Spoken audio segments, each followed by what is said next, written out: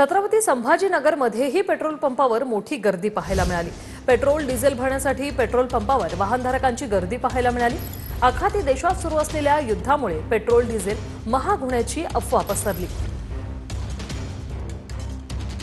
संभाजीनगरमध्ये कालपासूनच जे आहे ते अनेक पेट्रोल पंपावर पेट्रोल आणि डिझेल भरण्यासाठी वाहनधारकांनी मोठी गर्दी केली। रात्री जर बघितलं तर या पेट्रोल पंपावर सुद्धा मोठी गर्दी होती आणि आज सकाळचं सुद्धा हे दृश्य आपण या ठिकाणी पाहतोय आणि पेट्रोल आणि डिझेल भरण्यासाठी ही वाहनधारकांची मोठी रांग पाहतोय। अनेक दुचाकी स्वार जे आहे ते रांगेत लागलेत। खरं तर आखाती देशात सुरू असलेल्या युद्धामुळे पेट्रोलचे भाव वाढणार आहेत आणि पेट्रोलचा तुटवडा होणार आहे। या अफवेमुळे जे आहे ती सगळी गर्दी पाहायला मिळते, कारण की इराण आणि अमेरिकेचं युद्ध चालू आहे ना, त्याच्यामुळे जास्त गर्दी आहे। उद्या पेट्रोलचे भाव जास्त वाढू शकतात, त्याच्यामुळे आम्ही आजच भरून घेतो। काल रात्री सुद्धा खूप गर्दी होती, मात्र असं सांगण्यात आले की पेट्रोल डिझेलचा भरपूर स्टॉक आहे, नागरिकांनी गर्दी करू नये।